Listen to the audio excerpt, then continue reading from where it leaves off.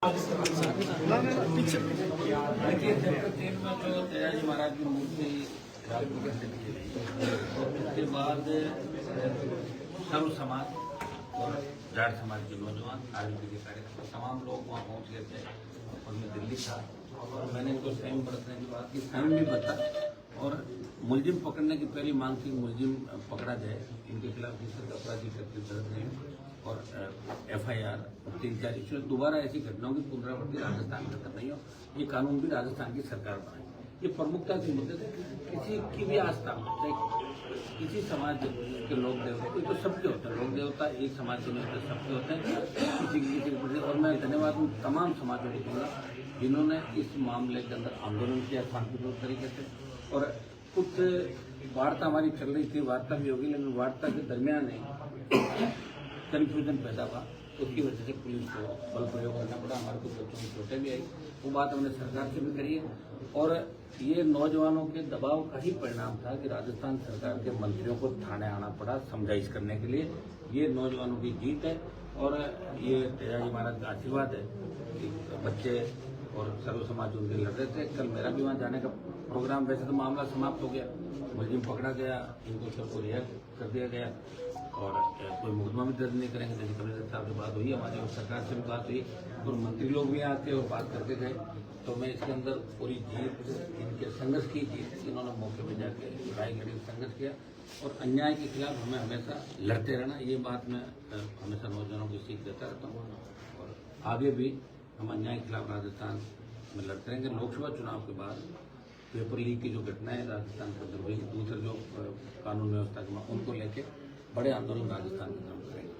Sir कल आप जाने के लिए वहाँ कह रहे थे अभी तो, लेकिन वहाँ जाएंगे, लोगों से जानेंगे कि क्या हुआ था कल? आज बात कर लेंगे सब लोग। क्या लगता है कोई सोची समझी साजिश है या क्योंकि आए दिन समाज में ऐसी घटनाएं आ रही है कि ये तो मानसिक रूप से पीड़ित था? झूठ झूठ झूठ इसका तो मैं नहीं कह सकता, लेकिन ऐसी घटनाएं अगर किसी भी समाज का कोई व्यक्ति करता है तो गलत है। और इनको हम लोग किसी तरह का जो भी करता है उन समाजों को भी सोच रहे हैं, जिस समाज का व्यक्ति, तो समाज से मैं कहना चाहूँ ऐसे लोगों का ध्यान रखें। और एक व्यक्ति अगर कुछ गड़बड़ करता है जिससे पूरा समाज उसके अंदर दोषी नहीं होता, इस बात को लोग अच्छी तरह से जानते हैं। कोई सड़क चलता व्यक्ति कर दे और अगर इसके पीछे षड्यंत्र है तो मैं कमिश्नर साहब यही बात करता कि इस बात की पूछताछ करने के बाद पूरी जानकारी और सर, इस मामले में प्रदर्शनकारियों के खिलाफ 2 FIR हुई है, एक तो पेट्रोल पंप को लेकर के और दूसरी सड़क जाम को लेकर के। तो मंत्री ने कहा सड़क जाम को लेकर के तो कोई कार्रवाई नहीं होगी, लेकिन पेट्रोल पंप वाली जो FIR है उसका अनुसंधान जारी रहेगा। उसको लिखवा लेंगे। उसमें पेट्रोल पंप पे आग लगाना, लेकिन वो बात सही है, गलत है। FIR दर्ज होना अलग बात है। एक बार हम बच्चों से भी बात करेंगे, सारे फुटेज देखें क्या कर रहे थे, तो पेट्रोल पंप पे यूं ही जा रहे थे कि भाई सरकार दबाव बनाएंगे और यह उनकी मंशा क्या थी। मैं मौके पर नहीं था, लेकिन पेट्रोल पंप और आगजनी को हम समर्थन कभी नहीं करते। आगजनी, क्योंकि आगजनी जो व्यक्ति करता है तो निश्चित रूप से आसपास के लोगों को, अपने लोगों को भी नुकसान हो सकता है। तो अगर ये घटना है तो ये गंभीर घटना, इसका हम देख रहे हैं। कमिश्नर साहब का इस मामले पर बच्चों की अगर मानसिकता गलत नहीं थी तो उनको कार्रवाई नहीं की तो बड़ा मुकदमा लग जाएगा, उसके अंदर जांच चल रही। बाकी इनको लेके जाए जाए, सारी बात हो ही गई। तो एक बार उस इलाके का दौरा भी करूँगा। प्रदेश में आए दिन ऐसी घटनाएं होती हैं, पहले भी तेजाजी पे टिप्पणियां कई लोगों ने की हैं, आज ये मूर्ति वाला प्रकरण हुआ।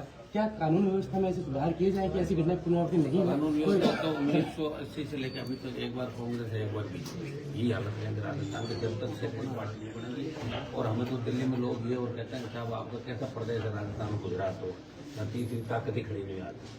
दुर्भाग्य है कि तमाम छोटे छोटे जो स्टेट है, गोवा, मणिपुर, मेघालय, नागालैंड, अरुणाचल प्रदेश, वहाँ स्टेट पार्टियाँ होंगी, हरियाणा, पंजाब, झारखंड, आप देखिए तमाम इलाके स्टेट पार्टियां, क्षेत्रीय पार्टियां खड़ी हो रही।